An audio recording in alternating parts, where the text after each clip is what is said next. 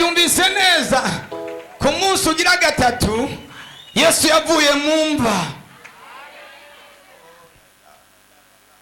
Imva urimo uyu mugoroba urayivamo kuko no munsi w'umuzuko arabyiseye ni muzamura amaboko mutere haleluya.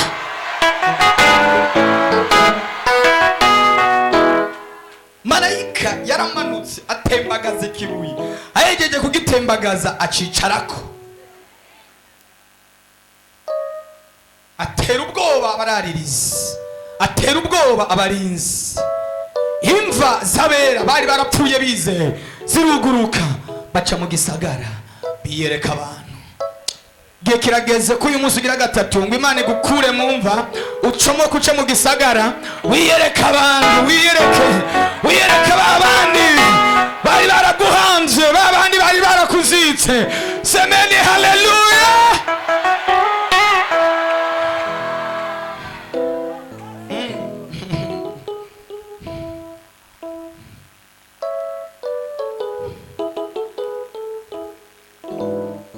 Uyu munsi ntugereranye n'iyindi minsi, umunsi mushasha. Ugiye kubona ikintu gishasha, ugiye kubona surprise nshasha ku buzima bwawe, ugiye kubona ikintu utari witeze. Imana igiye kugukura kure, Imana igiye kukugarukana ikuzane igukure iyo baguha. Bamwe abarozi babahambye mu bihugu bya kure, Imana igiye kubakurayo ibazane ibagaruka. Ntiwanyumvise neza. Iyi minsi ni minsi yo gusuzuguza Satani.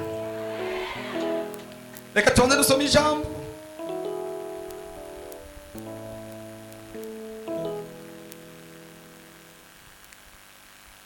Ibyakozwe n'intumwa 23. Haleluya. Turumva ijambo, turahanura, turasenga, turakora ikintu cyose gishoboka mpaka ubuzima bwawe buhindutse bushasha mu izina rya Yesu. Sema haleluya. Ubuzima bwawe baragerageje ntibagushoboye kubera icyo Imana yashyize hejuru ubuzima bwawe, kubera icyo Imana yavuze hejuru ubuzima bwawe. Turumva ijambo, turasenga, turahanura mpaka uzutse. 23 umurongo w'12.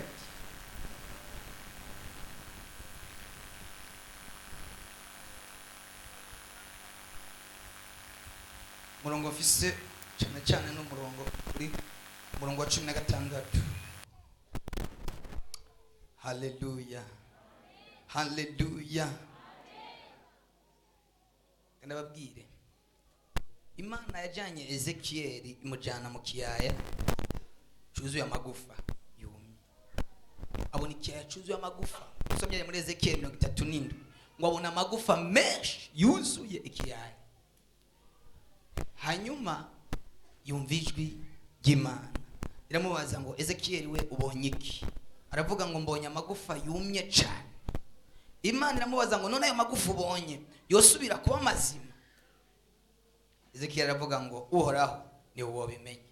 Ndayitegereje ingena meze, ndayitegereje ukuntu yabaye. Igufa rikaba ryatandukanye n'irindi, atagufa rigifatanye n'irindi. Ndabona mu byiringiro byanje wapi. Haleluya. Imana iramubwira ngo ndaguhaye ububasha, vugira kwayo magufa abe mazima. Imana yatanze ububasha muri repentance bwo kuvugira ku magufa iyumye atakigira ubuzima asubira abe mazima mu izina rya Yesu Kristo. Imana siyo yavugiye ko ari amagufa, ariko ni Ezekiyeli yayavugiye. Hari ijambo ry'ubuhanuzi igiye kuvugira ku buzima bwawe bwapfuye, we buzima mu izina rya Yesu. Sema haleluya. Ngo nuko manura nkuko mbariwe. Nanjye nagomba uyu mugoroba mpanure nkuko mbariwe n'Imana. Paka ubuzima bwawe usubire buteraterana, ubuzima bwawe bwongere bufatane, imibereho yawe yongere ibe misha, kazoza kahora. Haleluya. haravuga ngo ariko abashitsi mwese turabakiriye mu izina rya Yesu. Abashitsi bagire gutya tubakire. Muhaguruke tubakire. Dukomere Imana amashi menshi cyane. Turabahaye kaze mu izina rya Yesu, muvyagire mugubwe neza. Ibitangaza Imana ikirakora namwe muvyakire ku uyu munsi. Umuntu wese yatumiye umushitsi Imana imubwirize inshuro 7. Kandi aho byabaye ni ijambo rirarema. Abayuda bahigira kwica Paulo. Iryo joro rikeye abayuda barakorana barahira bisiba yuko batazojya ntibanywe batarica Paulo. Abahize bacyo basaga 40 baja kubaherezi bakuru n'abakuru bati twarahiye twisivye bikomeye yuko ataco tuzotamira tutarica Paulo. Nuko rero mwebwe n'abanyekombe nimubwire umukuru w'abagabisha w'abasoda amumanukanire nk'abarondera kurushiriza gutahura ivyiwe neza, natwe atarabashikira twiteguye kumwica. Murumva izi nama, murumva iyi mipango, ariko reka wumve ku murongo wa 16. Mwishwa wa Paulo yumva uwo mutego, araza shika mwiboma abibarira Paulo. Amen. Niwaryumvise neza iri jambo. Nuko mwishwa wa Paulo araza amusanga mwiboma, amubwira ayo makuru, amumenyesha ayo makuru. Haleluya. Mwishwa we aza amusanga yo mwibanga, aza gwihishwa, aza yihishije. Araza aramwongorera aramubwira ngo bagize imigabo, bagize imipango. Haleluya. Hari imipango yapanzwe myinshi ku buzima bwawe, ariko ndakuzaniye ijambo yo kukumenyesha iyo mipango niyo mitego nizo nama. Ndakuzaniye ijambo rije kuvuguruza imigabo n'imigambi yose yakozwe ku buzima bwawe. Bararahiye barisiba kudashobora kubaho, bararahiye barisiba kudashobora kuroranirwa, ariko ndakuzaniye amakuru akubwira ingene bigiye kugenda. Inyuma y'ayo makuru, inyuma y'izo nama, inyuma y'iyo mipango, inyuma y'izo gahunda, haleluya, haleluya, kuzaniye yandi makuru atandukanye na yabo. Amakuru kivuze neza, urakoze cyane. Haleluya, haleluya. Ndakuzaniye amakuru avuguruza amakuru ya mbere. Muzaniye ijambo rivuguruza ijambo rya mbere. Muzaniye mana yanje, mana yamfashije nagerageje kugishakisha ngo ndagiformire neza naragitora. Imana iravuze ku buzima bwawe, Imana iravuze ku muryango wawe. Izanya yandi makuru avuguruza ya makuru bapanze udahari, ya makuru bapanze usinziriye, za nama bakoze mu ijoro udahari. Haleluya. Amakuru nzanye nayo kuvuguruza ari amakuru. Ijambo nzanye ni ryo kuvuguruza ririya jambo. Nyemerera nabo vyumvise uzamura amaboko utele haleluya.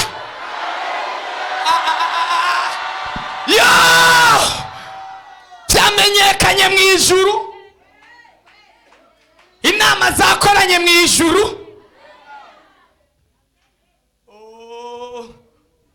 Bari bagerageje kwisiba, bararahira, baje imigabo baravuga ngo Paulo ntashobora kubaho, ntibikunda, ntibishoboka, arapfa. Ariko ijuru naryo ryari ryapanze kwabaho, ijuru ryari ryapanze ko akomeza, ijuru ijuru ryari ryapanze ko abandanya urugendo. Ndagutangarije icyo Imana iri kiravuga ku buzima bwawe. Iyi ni message y'ubuzima bwawe. Imana ije kuvuguruza, ivuguruza bya bindi na bya bindi na bya bindi. Duhanurira ubuzima bwawe. Haleluya. Mana we byabaye byahindutse ntugipfuye, byakoretse ntugipfuye. Yo imbugita yari yakarihirijwe ubuzima bwawe irapfushe, ikarihirijwe ubusa, ntacyo ugiye ya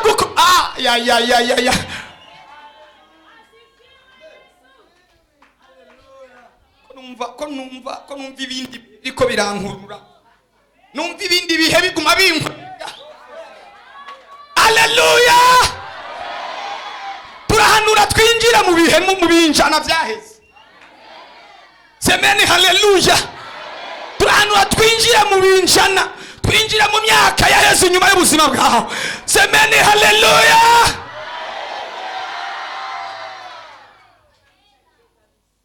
Haleluya. Mamanyese yabicaki. Mamanyese Imana yazanywe no kuvuguruza inama z'ababandi. Sasindi bapanga wowe udahari wisinziririye wimere utazi ibiriko birakorwa. Barapanga barasubira baravuga ngo ntazomara uku kwezi kwa gatatu. Tubahaye ibinoko niko bakunda kuvuga abana. Baracaye ijuru rikugiriye neza. Semeni haleluya. Kiraguca duhanurira ubuzima bwawe. Sema haleluya.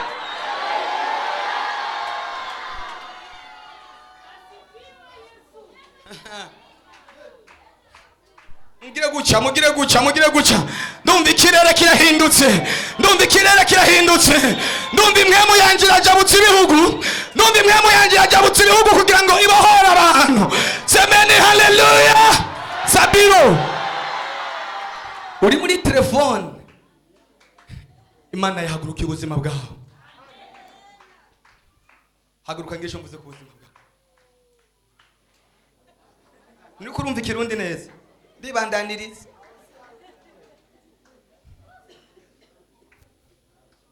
Ethiopia.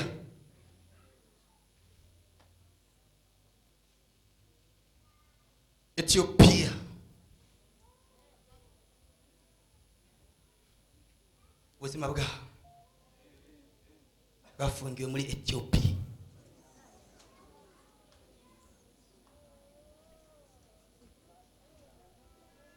Turugendo muri Ethiopia.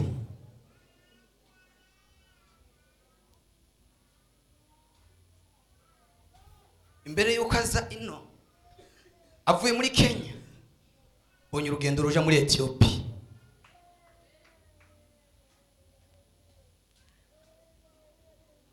Niho bakuzingazingiye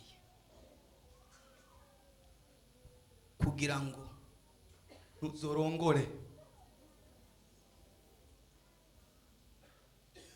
Uheruka mu Ethiopia ryari? Agiye kurangura ibyo ku kazi. Agiye muri Ethiopia kurangura ibyo ku kazi. Niho ubuzima bwawe babufungiye. Ariko abamarayika bajabutse inzuzi, bajabuka imisozi, bajabuka ibiya.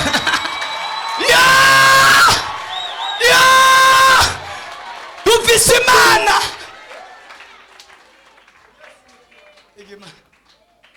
Bega Imana. Ibaze. Kandi byakozwe nabo mwajanye.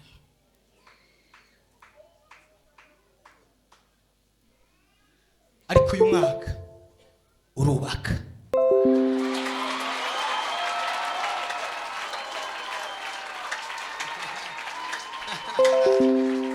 Abari mu nzu y'Imana nimugire guca. Haleluya. Imana irakubohoye.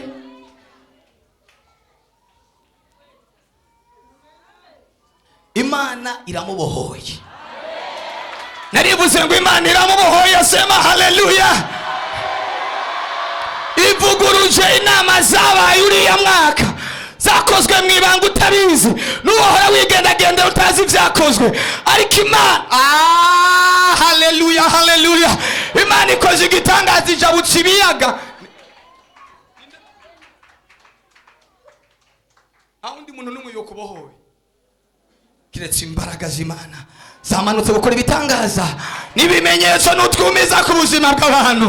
Ababyizeye ko Imana ibagiriye neza nimutere haleluya, sema haleluya.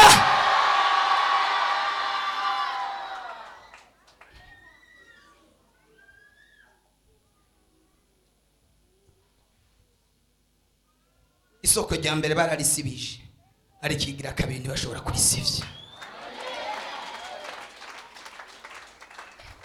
Abizeye icyo Imana ikavuga nimuzamura amaboko mutere haleluya. Imana iri joro semene haleluya yavuguruje ibyavuzwe ku buzima bwawe, yavuguruje ibyo bapanze ku buzima bwawe, yavuguruje imigabo n'imigambi yapanzwe ku buzima bwawe. Uyu mugoroba birahindutse, uyu mugoroba birahindutse. Nambo byumvise tera haleluya.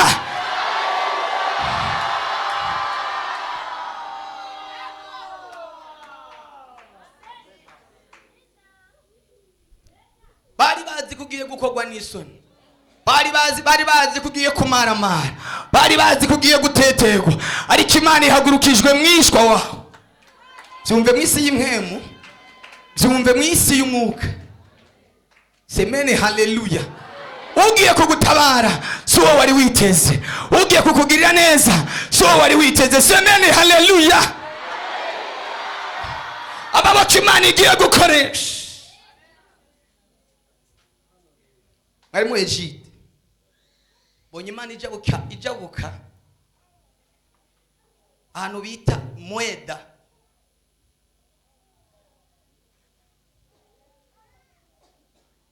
Ni muri Mozambique.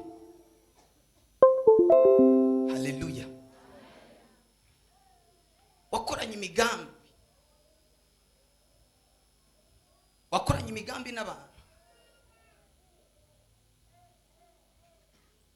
bajabutse uruzi bita Ruvuma, sinzi ko wowe uruzi, ruri muri Tanzania, ruhana urubibe rutandukanya Mozambique na Tanzania.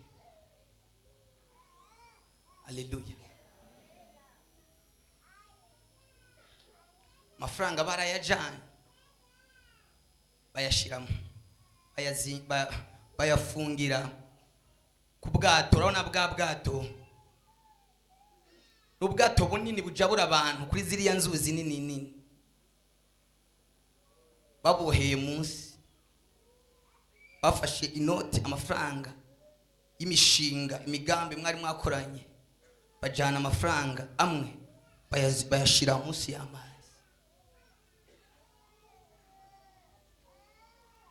Abapfumu muri Mweda muri Mozambique nibo bakoranye nabo,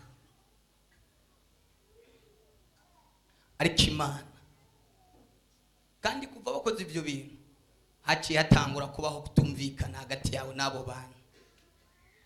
Ibintu byawe byose bigenda uraba bijanwa nk'ifu y'imijira, kubera ko babishize mu mazi birayonga, bigenda biyonga. Uko tukubona siko tuba tukubona, uba urundi muntu akomeye. Ariko Imana ijabutse Uburundi, ijabuka Tanzania, ijabutse na Mozambique, ivuguruje inama z'abajya abantu, ibyo barabitwaye, barakunyaze uraba, byo wari ufite uburenganzira.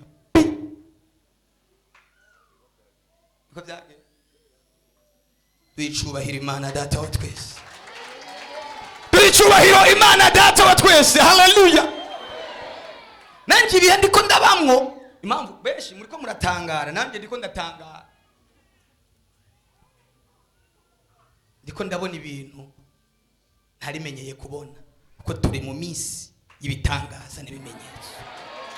Imana irabohoye ubuzima bwawe, Imana irabohoye business zawe, Imana irabohoye imigambi yawe.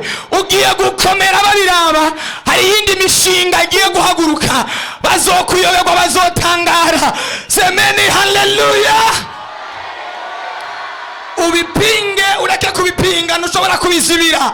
Byapanzwe nitazi kubesha, niyo yapanze iminsi 30 y'ibitangaza n'ibimenyetso. Imana ikugiriye neza. Semeni haleluya. Yeah! Ijuru ryavuye mu gacerere ryabaye mw'imyaka. Barakurenganya irihorera, barakurenganya iraceceka, barakwiba iraceceka. Iragomba kukugarukanira ibyawe, ibigarukane n'indishi y'akababaro. Iyicarire mu bwiza bw'Imana, wiyicarire mu byawe. Ugiye gukora imigambi ata muntu n'umwe azoshobora kuyihagarara imbere. Sema haleluya. Uba wicaye mu nzu yawe, uba wicaye mu nzu yawe, ariko ibintu byagiye bigenda ura.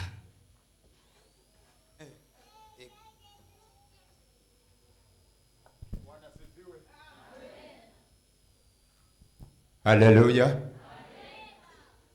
Imana iratangaje. Ntabyo turaganira na mwarimu Olivier, nta n'ibyo turaganira n'undi muntu hano ngo ndamubwire ko ari ikintu noba narakoze ngakorana n'abantu bakakizuruma. Naragize kampuni i Dar es Salaam, turayikora, turashiramo imitahe, ariko uko byagiye nuko nyene abivuze. Ndatangaye, Imana iratangaje.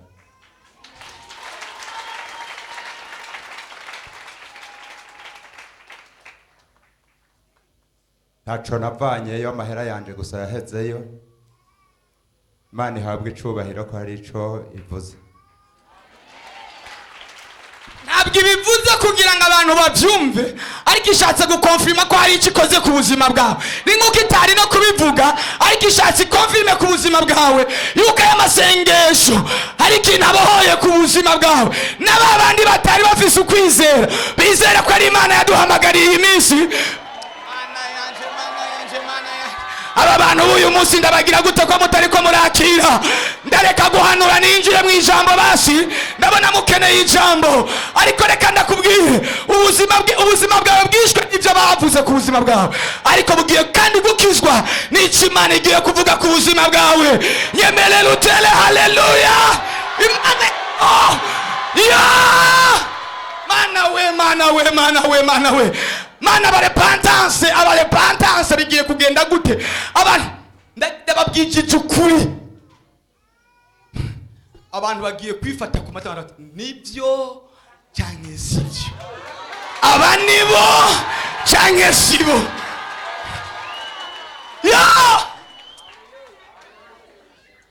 Mumfashe duhe icubahiro Imana. Haleluya. Mumfashe duhe icubahiro Imana. Haleluya. Utwumiza. Imana igiye kukumiza. Imana igiye kumiza abansi bawe. Imana igiye kumiza ababanyi bawe. Imana igiye kumiza abo mukorana. Imana haleluya.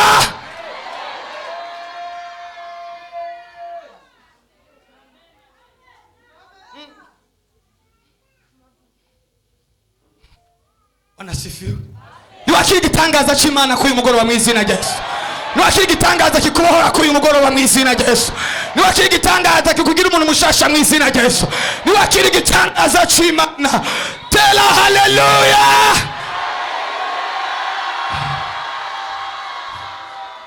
Uwaroze si wagiye kurogora. Haleluya. Imana igiye kurogora. Imana igiye gutanga umuti wo kurogora. Uburozi baguhaye, imiti baguhaye ihindutse ubusa. Semeni haleluya. Semeni haleluya. Ijuru manukiye. Risho ntibishoboka ko abantu b'Imana basenga. Yesu ashimwe, Yesu ashimwe cyane. Turagomba kugaruza ubuzima bw'abantu. Nubwo utemera Imana uremezwa n'igitangaza. Nubwo utemera gukora kw'Imana uremezwa n'igitangaza. Uremezwa n'imirimo y'Imana, uremezwa n'ububasha bw'Imana. Abana bawe bazokomera, bongere bakomere, bongere bakomere. Ya haleluya.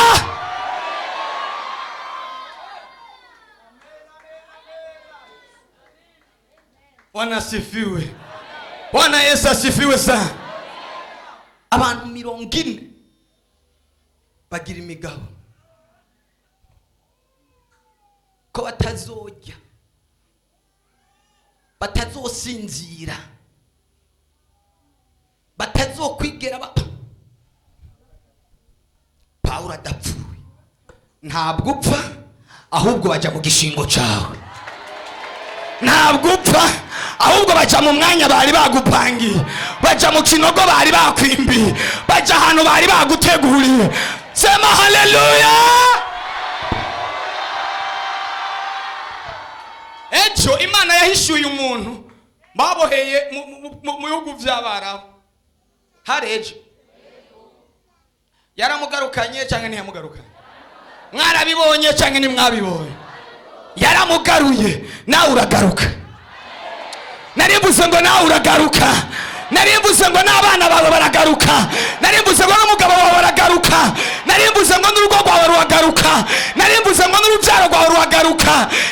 Yo haleluya, haleluya. Sema haleluya.